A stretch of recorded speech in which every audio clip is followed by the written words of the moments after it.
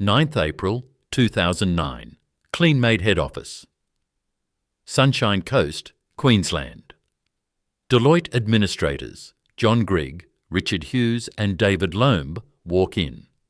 150 staff are made redundant that morning. Approximately 6,000 Australian customers have paid approximately 26 million Australian dollars in deposits for premium appliances that will never be delivered.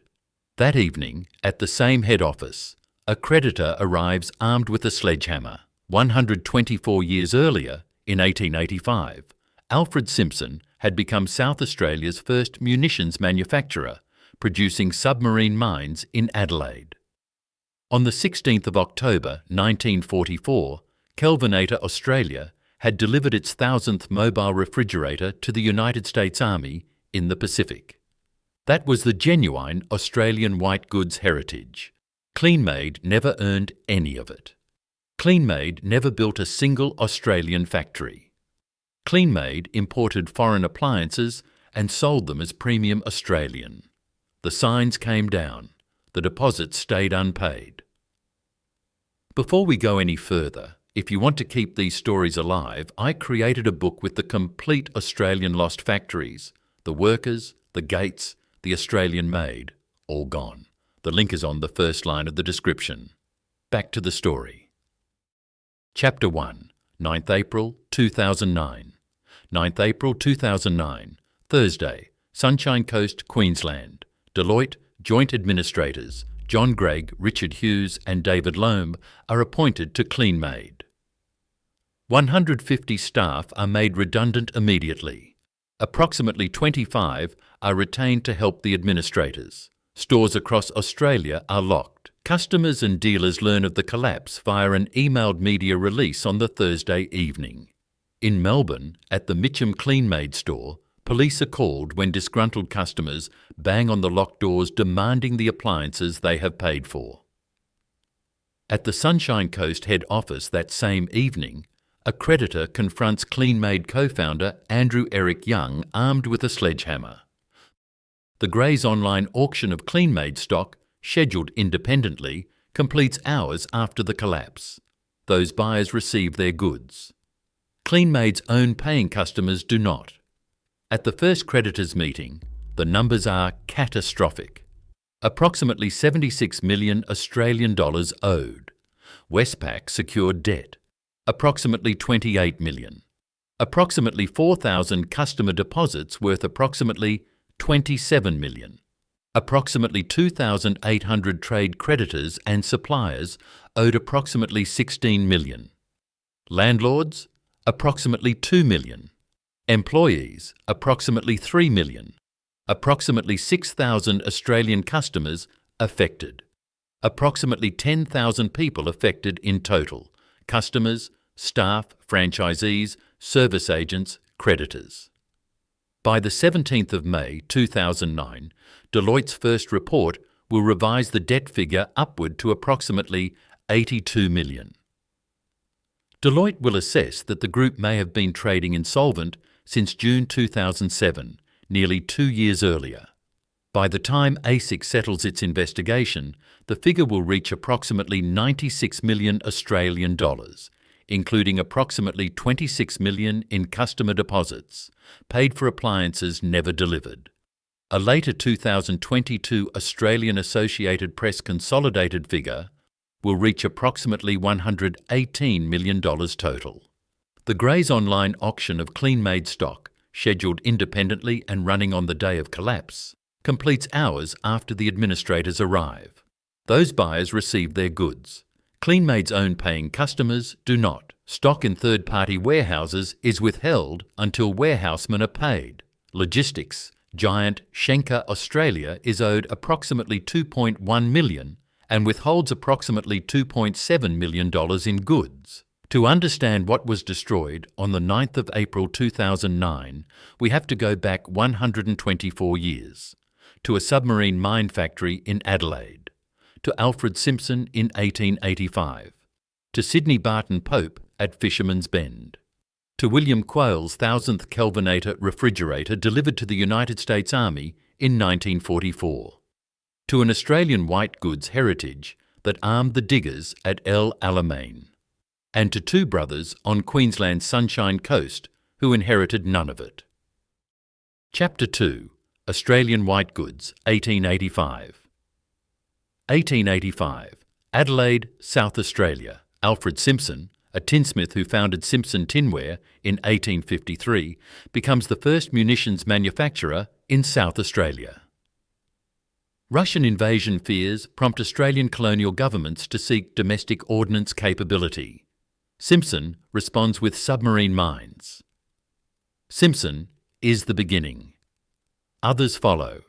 1934. William Queel founds Kelvinator Australia at Keswick and later Woodville, North Adelaide. 1935. Sir Sidney Barton Pope founds Pope Products at Beverley, South Australia. Irrigation and sprinklers. 1939 to 1945. Australian white goods factories convert to war production. At Pope Products, most of the Beverley factory is turned over to munitions, stamped and cast parts for the Commonwealth Munitions Factory at Maribyrnong. Aircraft parts for the Commonwealth Aircraft Corporation at Fisherman's Bend, Melbourne. At Kelvinator Adelaide, aircraft parts and military refrigeration.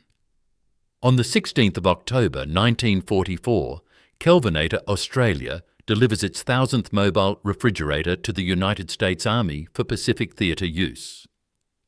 The 1944 wartime peak workforce, 497 men and 107 women at Keswick. 1946, Email Limited, rooted in the electricity meter manufacturing company of 1912, takes over the former Orange Small Arms factory in New South Wales. Built in 1942 as a Second World War munitions plant, Email refits it for meters, pumps and refrigerators. Post-war Australia, suburban expansion. Domestic white goods boom, 1954. Hoover Australia builds its Meadowbank factory in New South Wales. Washing machines, floor care, irons. Made by Hoover Industries Proprietary Limited, Meadowbank, New South Wales. By the late 1950s, 5 Australian-owned manufacturers dominate every Australian home. Simpson, Pope Products, Kelvinator, Hoover Australia, Email. That is the Australian white goods heritage. Every one of those brands emerged from Australian industrial mobilisation. Every one of those brands built physical factories on Australian soil. Every one of those brands employed thousands of Australian workers. Chapter 3. The Consolidation, 1963. Simpson and Pope Products merge. Simpson Pope Holdings. 1979, renamed Simpson Holdings. Adelaide remains the manufacturing base. 1980. Email Limited acquires Kelvinator Australia. 1986. Email Limited acquires Simpson. Email becomes Australia's largest white goods manufacturer, with approximately 60% Australian market share and approximately 919 million Australian dollars in appliance sales at the 2000 peak. Email employs thousands of Australians across Adelaide, Sydney, Meadowbank and Orange. Then the tariffs come down. The effective tariff on manufactured imports in Australia, 22% in 1984 to 85, 7% by 1996 to 97, 5% by 2001. Australian white goods manufacturers now compete on the same price shelf as Asian imports produced at a fraction of Australian labour cost. Late 1990s. Email closes the Hoover Meadowbank, New South Wales factory. White goods consolidated into Simpson's Adelaide plants. 2001. Email Limited is acquired by Electrolux, the Swedish multinational, for approximately 485 million Australian dollars. Simpson plants in Adelaide and the Orange factory are subsequently closed. Australian Industry Press, the end of an era. 17th April 2008. Fisher & Paykel announces the closure of its Cleveland refrigerator plant in Brisbane. 310 Australian jobs lost. Manufacturing relocating to Thailand after nearly 20 years in Australia. The Australian Whitegoods manufacturing base that Alfred Simpson founded in 1853, that William Queel expanded through the Second World War, that Sydney Barton Pope armed the Fisherman's Bend aircraft factories from, that email consolidated at 60% market share by 2000 was being dismantled across the exact same 20-year window, that a Queensland-based whitegoods importer positioned itself as the premium replacement. Two brothers on the Sunshine Coast were about to fill the void. Their name was Kleenmaid. Chapter 4, I Am Work, May 1940. Melbourne. Prime Minister Robert Menzies appoints Essington Lewis Director General of Munitions. On the wall of Lewis's office at Munitions headquarters, framed in block capitals, I Am Work. Different institution, same industrial mobilisation logic. Simpson, under Alfred Simpson, was not munitions in isolation. Simpson was Australian whitegoods heritage. Pope products under Sydney Barton. Pope was Australian whitegoods heritage. Kelvinator Australia under William Queel was Australian whitegoods heritage. Email Limited at the Orange Small Arms Factory was Australian whitegoods heritage.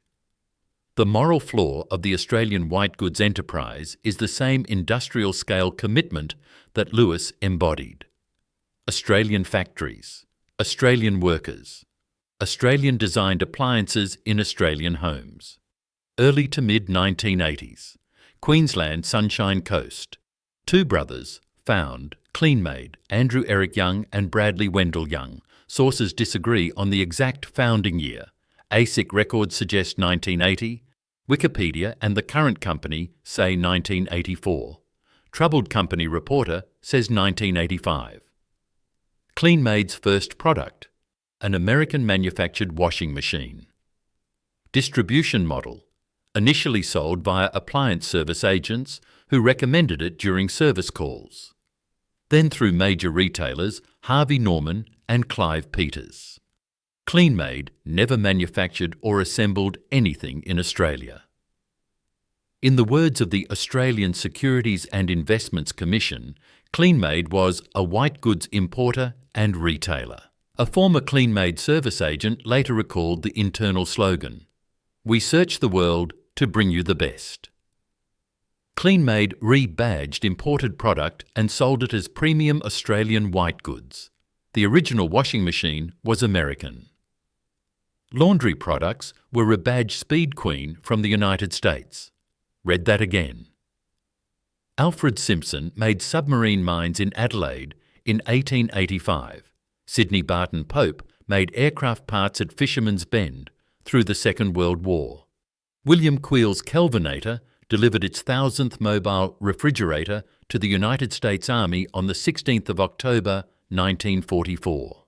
Email Limited consolidated the Australian whitegoods industry to approximately 60% domestic market share by 2000. Kleenmaid did none of that. Kleenmaid imported foreign appliances and sold them as premium Australian. And by the peak years of 2005 to 2007, that model would grow to approximately 22 retail outlets, approximately 200 staff and peak sales of approximately 90 million Australian dollars.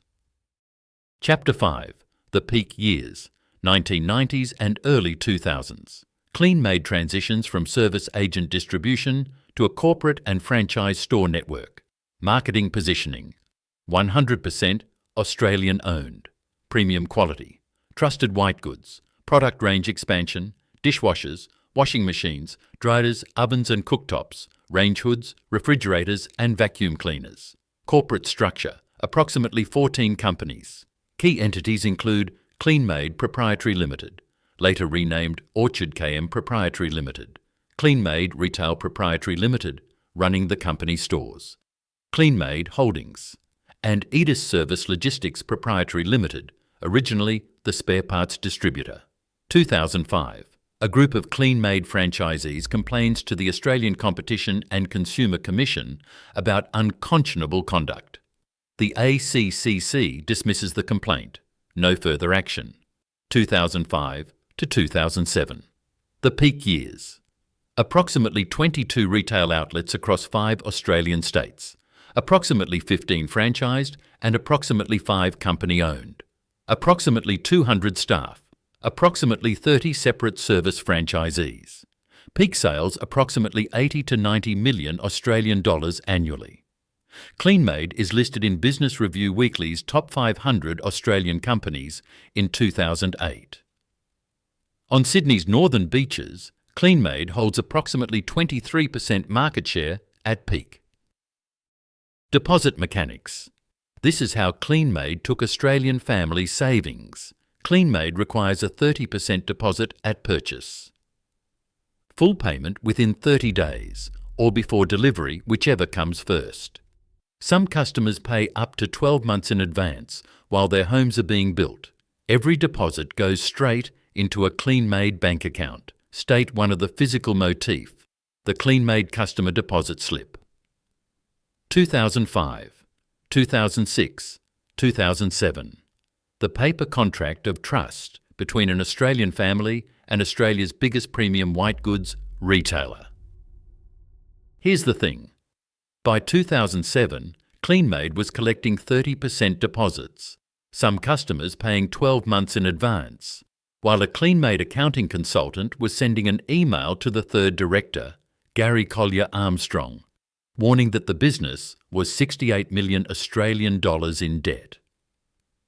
The email was sent 5 months before Kleenmaid signed for a 13 million Australian dollar loan from Westpac. Kleenmaid was, by every documented internal warning sign, dying. Staff were being paid late.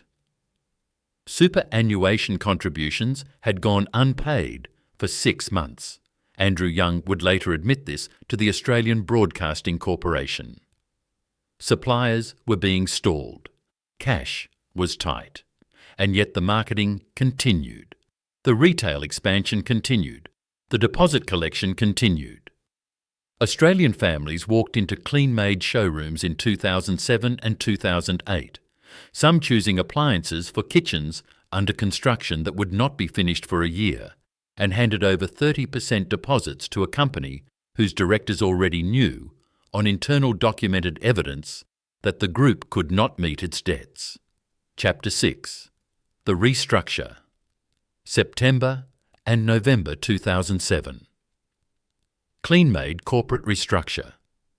The group of approximately 14 companies is split into two. On one side, the corporate group. Edis Service Logistics, Kleenmaid Retail, Kleenmaid Holdings. Presented as the Clean Import Wholesale Retail Entity. On the other side, the Orchard Group. Orchard KM Proprietary Limited, the former Main Kleenmaid Trading Company, now carrying the historical debt. The directors misrepresent that the two groups trade at arm's length. In reality, the two groups are functionally the same business, operating from the same head office, controlled by the same 3 directors, sharing the same warehouses, the same stock, the same staff, the same customer relationships. November 2007. Edis Service Logistics obtains 13 million Australian dollars in facilities from Westpac. The directors concealed the dire debt position of Orchard KM from Westpac. Crown Prosecutor Stephen Keim SC would later state the case in court, verbatim. The bank was misled by concealment of the Orchard Group position, lending to an entity which was in desperate financial straits, dishonestly concealed. This is the 13 million Australian dollar Westpac concealment fraud, court proven. All 3 directors, Andrew Young, Bradley Young, Gary Armstrong. The Queensland Court of Appeal in R.V. Young, the 2020 judgment cited across Australian corporations law, sets out the restructure and the Westpac fraud in detail. By June 2007, according to Deloitte's later assessment, the group may have been trading insolvent. By March 2008, according to ASIC, the group was insolvent. Between October 2008 and April 2009, a period of criminal insolvent trading later proved in court, Kleenmaid keeps taking orders, keeps taking deposits, keeps signing loan facilities. 2 more Westpac loans in 2008 totalling $3.5 million Australian dollars. 6 months of unpaid staff superannuation. Andrew Young will later admit this to the Australian Broadcasting Corporation. Staff paid late, suppliers stalled.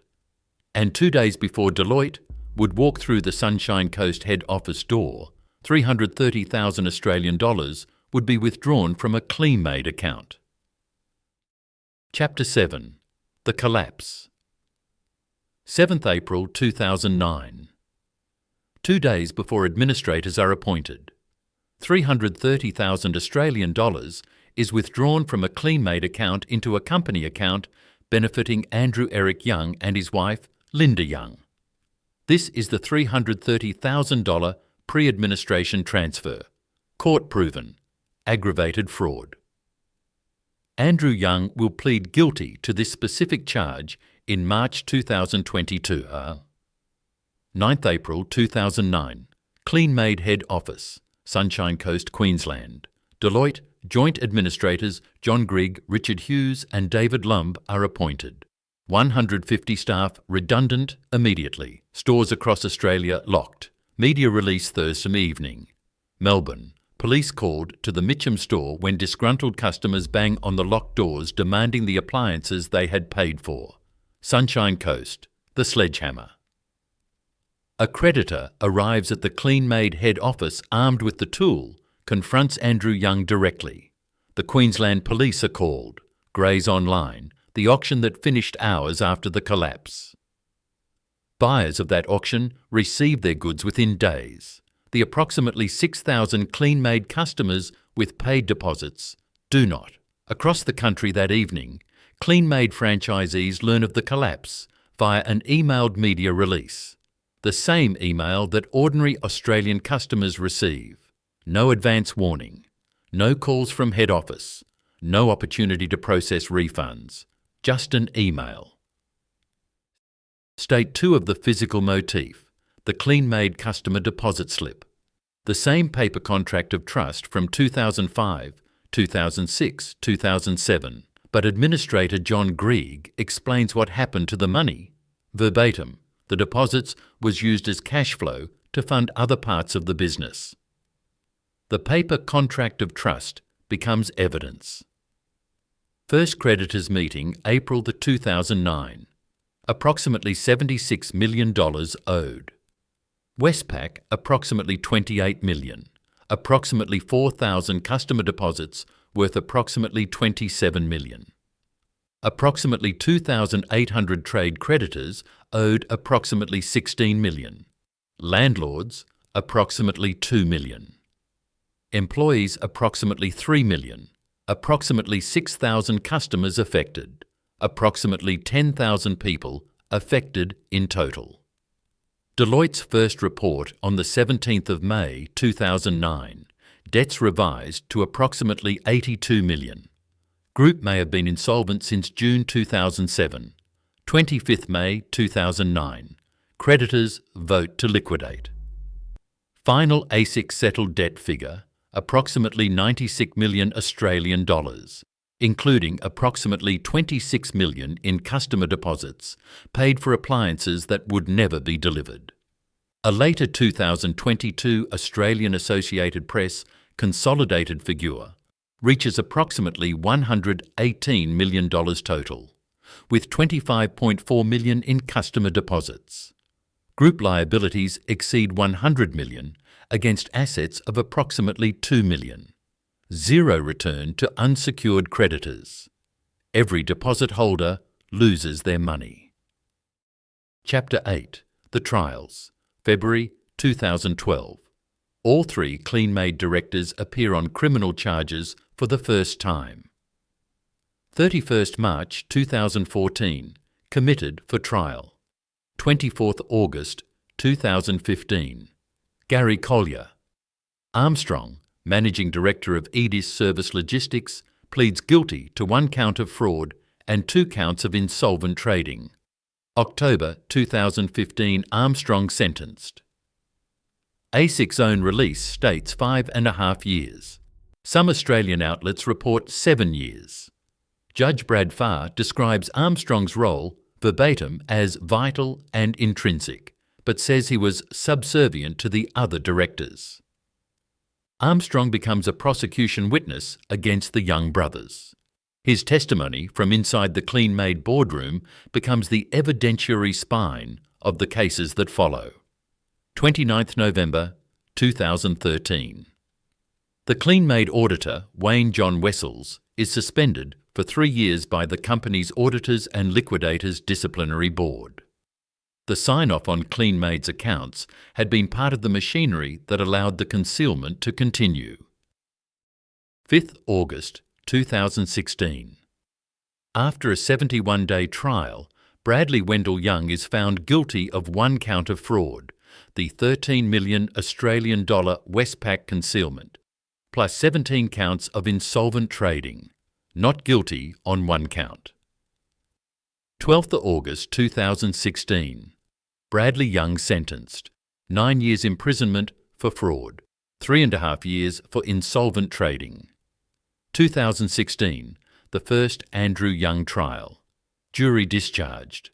2017. Second trial aborted due to Andrew Young's medical condition. 2019 to 2020. The third Andrew Young trial. 59 days. 10th January 2020.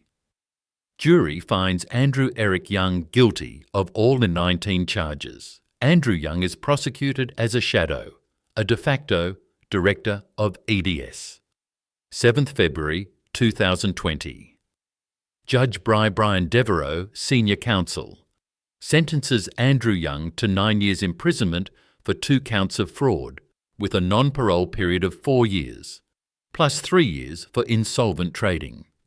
Per Australian legal analysis, this is the first case in Australian legal history in which a shadow director has been convicted and sentenced to prison on insolvent trading charges. Judge Devereaux, verbatim from the sentencing remarks, "It would be obnoxious and naive to consider these types of offences as victimless.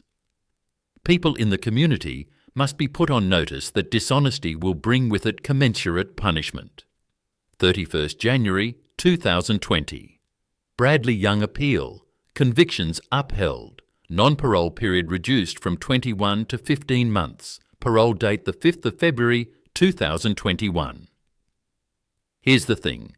Between the 9th of April 2009, when Deloitte walked into the Sunshine Coast head office, and the 7th of February 2020, when Andrew Young was sentenced, approximately 10,800 days had passed. 11 years. 3 trials for Andrew Young alone, and a 9-year prison sentence for the first shadow director imprisoned for criminal insolvent trading in Australian legal history. The sentence would not stand. Chapter 9.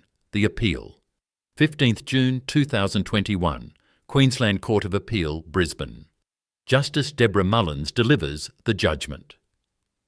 The Court of Appeal finds that Andrew Young's convictions were, verbatim, neither unreasonable nor unsupported by the evidence.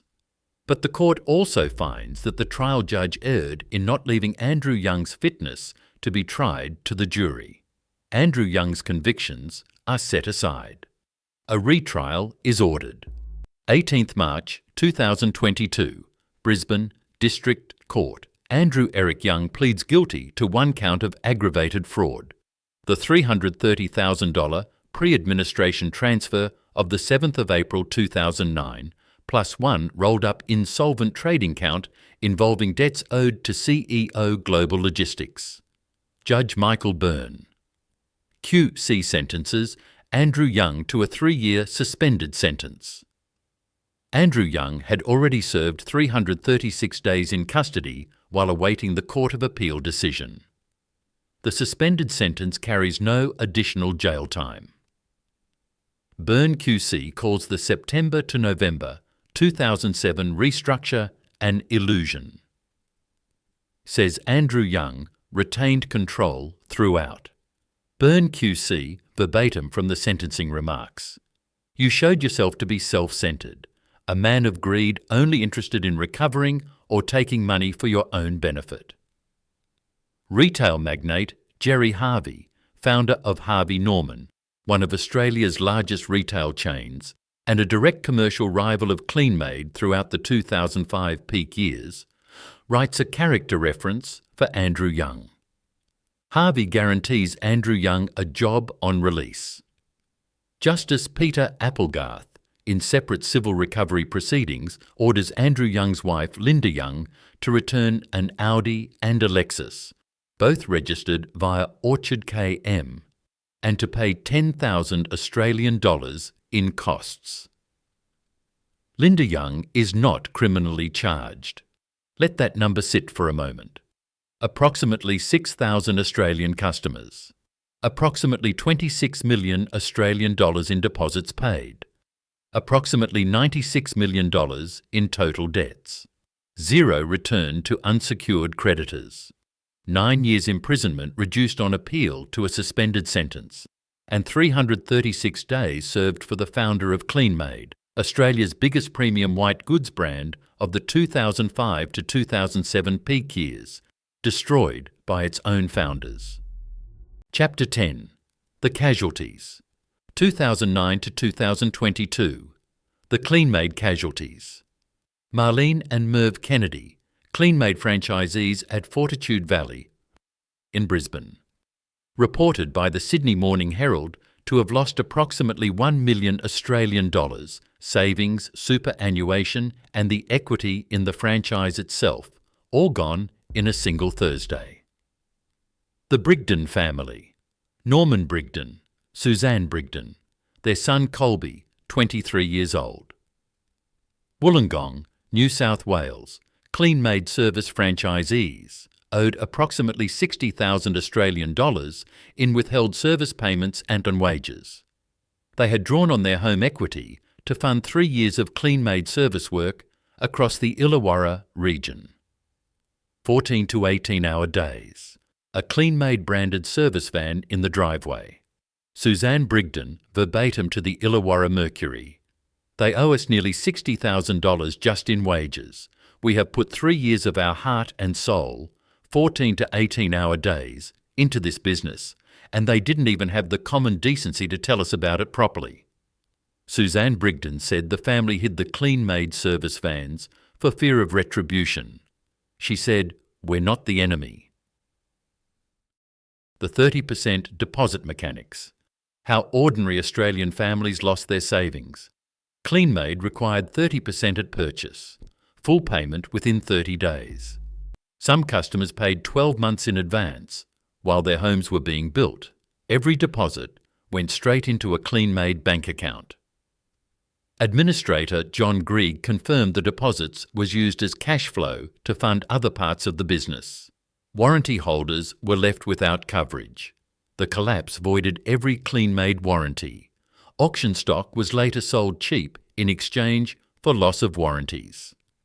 A former Kleenmaid insider told the trade publication Appliance Retailer that Kleenmaid had aggressively upsold extended 10-year warranties as a profit centre. Verbatim, that's how they made all their money, through the warranties. And this is where it gets genuinely insane. In the same window, 2009 to 2022, that Andrew Young was moving through his 3 trials and 1 appeal. The Australian Whitegoods heritage that Kleenmaid had inherited market position from was itself being extinguished. 2022. Electrolux stopped selling under the Simpson brand entirely, 169 years after Alfred Simpson founded Simpson in Adelaide in 1853. Simpson, extinct. Pope Products, extinct as a whitegoods brand. Kelvinator Australia, extinct. Hoover Australia, extinct as an Australian manufacturer. Email Limited, absorbed into Electrolux. The genuine Australian whitegoods heritage is dead. The Kleenmaid brand that took 26 million Australian dollars in customer deposits and delivered nothing. revived as a Compass-owned European import shell. Chapter 11. The Illusion. Walk to the Sunshine Coast in 2026. Drive up from Brisbane along the Bruce Highway. Turn off at Maroochydore. The Kleenmaid head office building where Deloitte's John Grieg, Richard Hughes and David Loeb walked in on the 9th of April. 2009 is now a different business. There was no Kleenmaid factory to demolish. There never was one to begin with. Kleenmaid was a Sunshine Coast head office and third-party warehouses, nothing more. Drive to Alexandria in inner Sydney.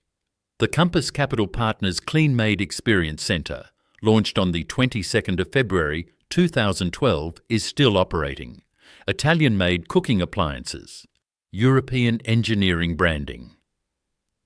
3-year warranty, extendable to 5, sold through cabinet and kitchen retailers across Australia. The Kleenmaid brand survives. But it is an entirely different entity from the young-era Kleenmaid. Compass Capital Partners acquired the intellectual property in December 2009. Compass Chief Executive Danny Hamilton has no connection to the criminal fraud proceedings. The current Kleenmaid brand is not the Kleenmaid that took 26 million Australian dollars in customer deposits. State 3 of the physical motif. The Kleenmaid customer deposit slip in the Queensland Court Records Archive, the same paper contract of trust that Australian families signed between 2005 and 2009. Filed as court exhibit in R versus Young, approximately 26 million Australian dollars in deposits, approximately 6,000 Australian customers, 0 returned, sitting in a court archive box.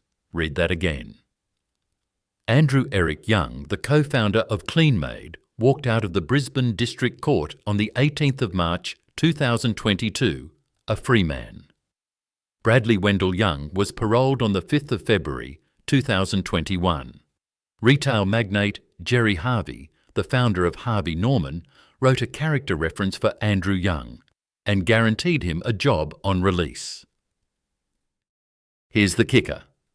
The Australian Whitegoods manufacturing heritage that Alfred Simpson founded in Adelaide in 1853 was extinguished at exactly the same moment that Australia's biggest premium white goods brand of the 2005 peak years was destroyed by its own founders.